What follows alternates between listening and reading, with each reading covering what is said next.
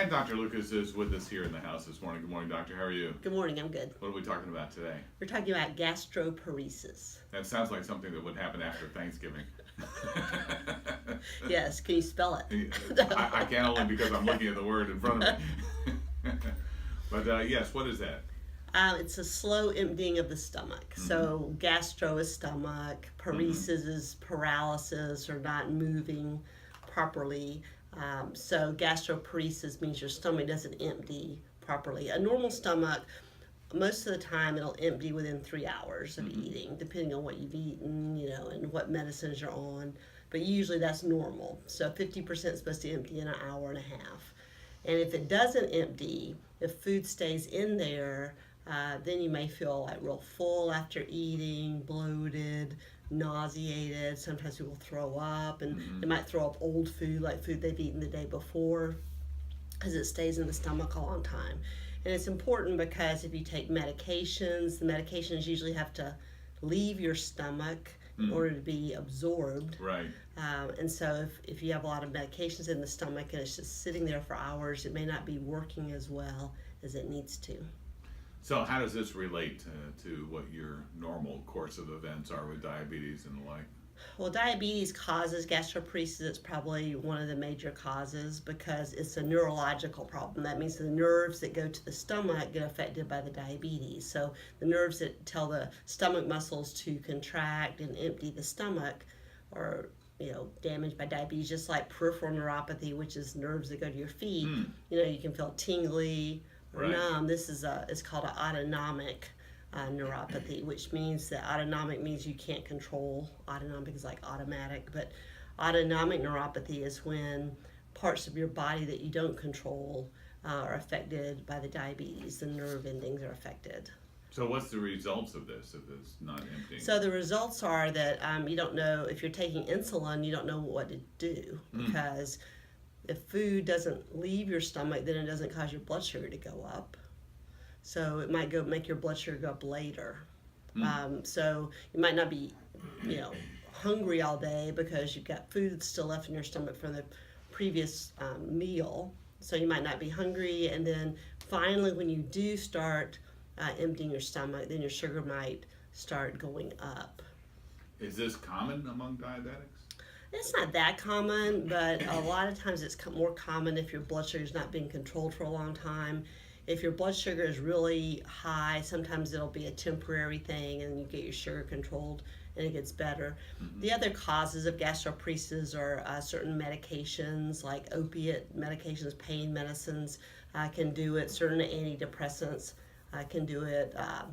People you hear that take about opioid-induced constipation, is that right? And constipation is what people know more of, but actually causes gastroparesis also. And you just don't think about it because you're so constipated. That's important. That seems to be more important, but it does the same thing. It's the same idea. It just paralyzes the muscles in the colon and in the stomach.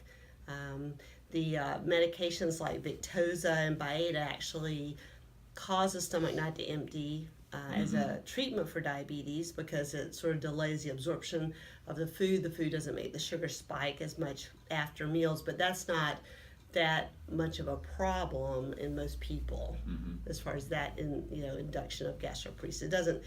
It's not severe like some people's are. So how do you one diagnose this? I mean, because it sounds like something that could be just inflammation, or it could be just something that would temporarily be around.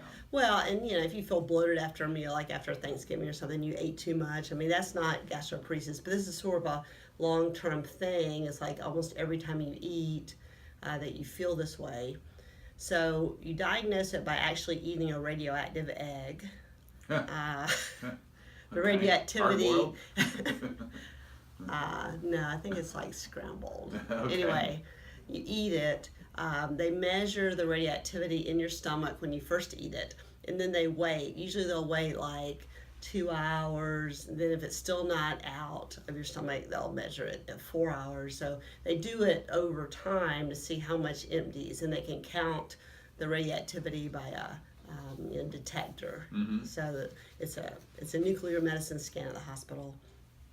They can decide. So normal would be 50% emptying in 90 minutes. And then if you have delayed emptying or mild delayed emptying, it's important to know that. It's important to look at, if you have that, look at the medications you're taking. Certainly, if you're on Victoza or Byetta, you shouldn't do that study because that's going to be meaningless. Because since it slows down emptying, you don't really want to you already know that your emptying is slowed. If you have nausea or bloating after Victoza or Byetta, Bydureon, Trulicity, or Tanzium, then you just stop the medicine. You don't do a gastric emptying study. So if you have a medications, a lot of the bladder medicines will cause gastroparesis too, because they sort of paralyze the bladder. That's how they keep it from leaking.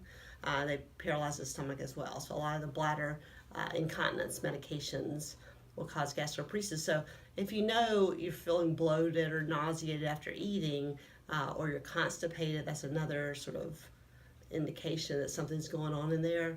Then you may want to change your medications before you start embarking on a workup of your stomach. Also, if your stomach is blocked by any reason, say you have an ulcer and it's scarred up, it's not letting things out of your stomach, that's another reason for that, and that would involve looking down in your stomach with a light and seeing if there's any problem in your stomach.